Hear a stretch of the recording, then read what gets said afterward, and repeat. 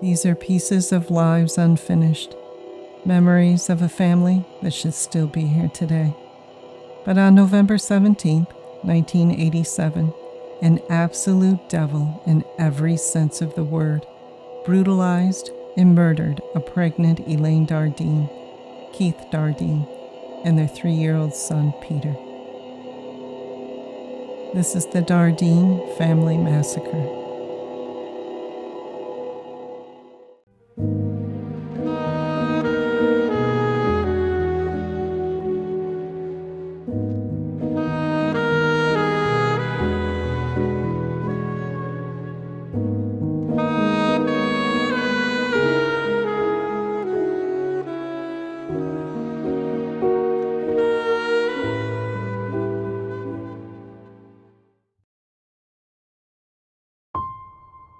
They were a sweet church-going family, and they were about to bring another child into the world. Their murders were so horrific, it's almost inconceivable to think anyone could embody so much evilness.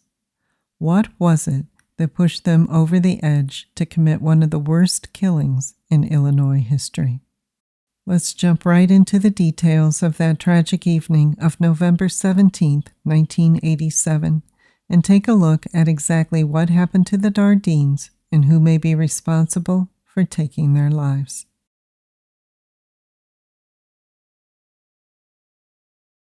Elaine and Keith went by their middle names.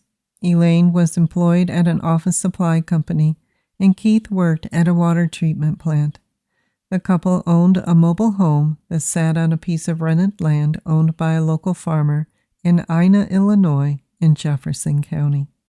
The Dardeens had lived there for just 2 years and recently put their mobile home up for sale. Keith told his mother that he wanted to move back home to his hometown of Mount Carmel because there was too much local violence. Keith said he regretted ever moving to Ina. There had been 15 homicides in Jefferson County in the 2 years that the Dardeens resided there. Keith was so concerned for his family's safety that he told a friend that when a woman had recently stopped by their home to use the phone, he refused to let her in. So while they waited for a buyer for the mobile home, the couple continued to make their plans for the future and stayed involved with a local Baptist church in the village. Keith sang lead vocals and Elaine played the piano. Reverend Harold Merriweather said, Elaine radiated happiness of the life that God had given her, and Keith was a kind man with many friends. All of this made the tragedy even harder to understand. The family was last seen alive on November 17th between 5 p.m. and 6:30 p.m. Keith was due to begin his shift at 11 p.m. but never showed up. His usual routine was to arrive at least 20 minutes early for work. As time clicked by and Keith didn't call or show up for work, his co-workers became concerned. Several calls were placed to Keith's home and then to relatives to try to ascertain if he was okay. Keith was a reliable worker, and this behavior was unlike him. Eventually, Keith's father agreed to drive down from Mount Carmel and meet a deputy at his son's home with the keys. Once inside, the deputy was immediately met with a carnage. Elaine and her children were found beaten to death and tucked into the same bed. The family's 1981 Plymouth was missing, and so was Keith.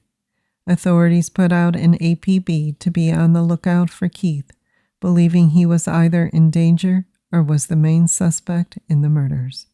On November 19, 1987, Keith was found 1.5 miles from his home near Rend Lake College across the Jefferson and Franklin County line. Hunters discovered his beaten, shot, and mutilated body in a field. The family's car was recovered in Benton, Illinois, about 11 miles south of Ina. The car had been left abandoned in front of the Benton Police Department and next to the Franklin County Courthouse. Here are some of the details Coroner Richard Garretson reported about the victims and the scene in which they were found. Elaine had been found bound and gagged with duct tape. She had been beaten so severely it had caused her to go into spontaneous labor near the time of her death, and she delivered a female infant. 2 blows to Elaine's head fractured her skull and were the cause of her death. The female infant born from spontaneous labor was 1.5 months premature. The child was fatally struck once in the head.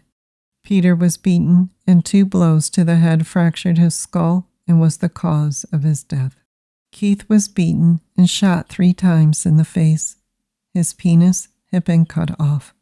Garretson stated that the victims were killed around mid-evening on November 17th, about an hour and a half after their evening meal, and were deceased for at least 12 hours before they were found. The weapon used in the beatings was an aluminum baseball bat that had been a birthday gift to Peter just a few months before the slayings. The autopsies found no drugs or alcohol in any of the victims. Elaine and the children were killed first, followed by Keith 1 hour later. Garretson went on to say that the killer or killers had taken their time to neatly tuck Elaine and the children in bed and clean up the scene. This suggests that they did not feel any urgency to leave.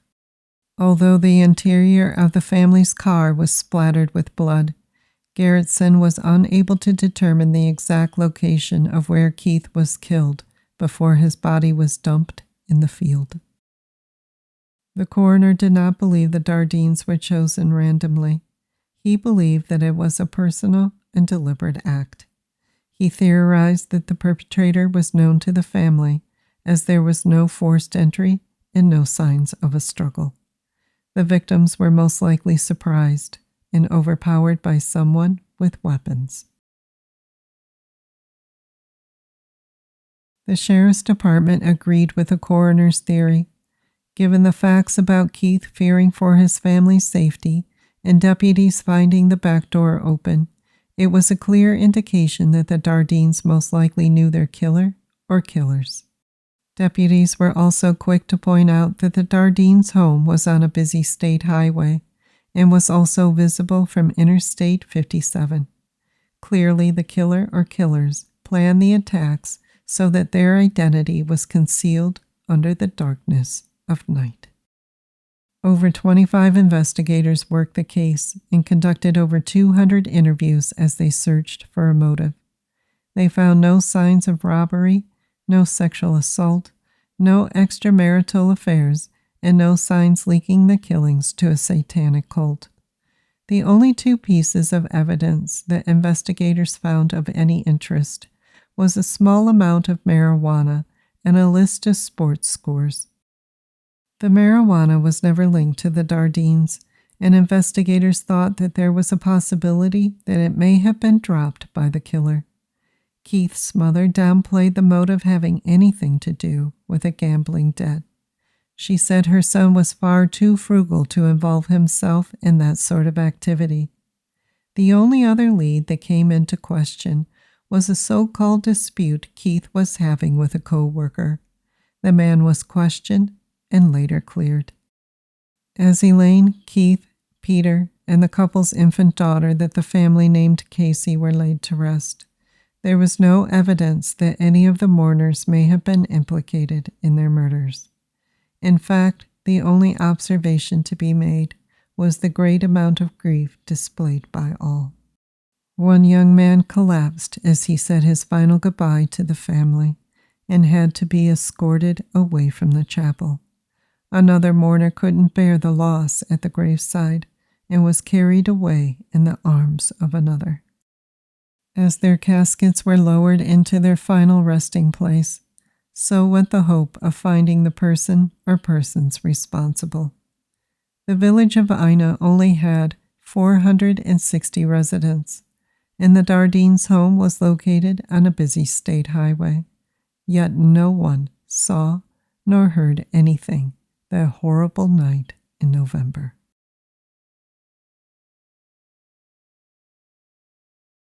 No one knew of a plot to kill the family or what could be the motive behind one of the worst killings in the history of Illinois. Of course, with any cold case, we always have our whispered rumors, theories that run rampant over the decades, and suspects that we can never quite link to the crimes. And the Dardeens case is no different. Here are just a few of the leads that investigators have followed up on. Some deputies in the sheriff's department have always believed from the beginning that Keith was the target for some unknown reason. Keith's mother thought someone may have been angry with him because he refused to get involved in the local drug trade. It was rumored that someone may have developed an obsession with Elaine, and when he made advances towards her, she turned him down, and he plotted his revenge. The Dardeens had just put their mobile home up for sale, and someone posing as an interested buyer made his way into their home to kill them, just for the thrill of killing. Serial killer Angel Matarino Resendez, also known as Rafael Resendez Ramirez, was apprehended in Texas in 1999. His MO was hopping freight trains across the U.S. and choosing victims living near train tracks to beat to death. The Dardeens lived near a set of tracks, but Resendez was never linked to the crime. Serial killer Tommy Lynn Sells. Sells confessed to killing the Dardeens. At the time, he was confessing to many murders he hadn't committed in order to delay his execution. He told police 2 different versions of how and why he killed the Dardeens, and here they are. Sells claimed that Keith met him at a truck stop and invited him home to dinner. After dinner, Keith propositioned him to a threesome with Elaine. He said he became so enraged that he shot Keith and mutilated him. He then killed Elaine and the children because he couldn't leave any witnesses behind. In his second confession, Sells said he jumped off a train and saw the Dardeens for sale sign and thought it would be a perfect opportunity to kill some people. After a few beers, he returned to the Dardeens after nightfall under the guise of buying the mobile home. He said he overpowered Keith and made him bind and gag his wife and child. He then forced Keith to drive to a nearby field where he sliced off his penis and told him he was taking it home to Elaine. Sells said he shot Keith and returned to the Dardeen home where he sexually assaulted Elaine and beat all 3 victims to death. After cleaning up, he drove their car to Benton.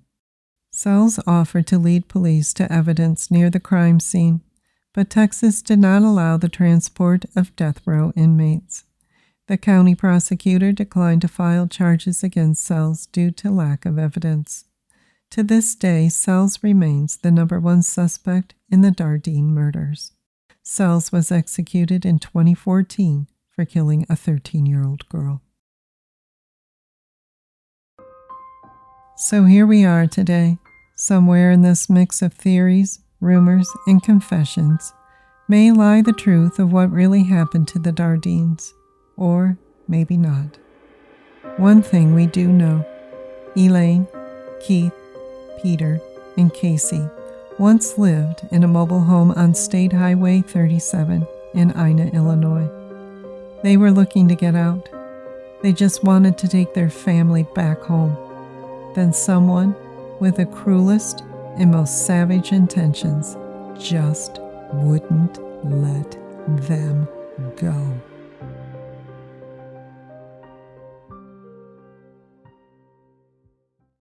If you have any information about the Dardeen family murders, please contact the Jefferson County Sheriff's Department in Illinois at 618-244-8004.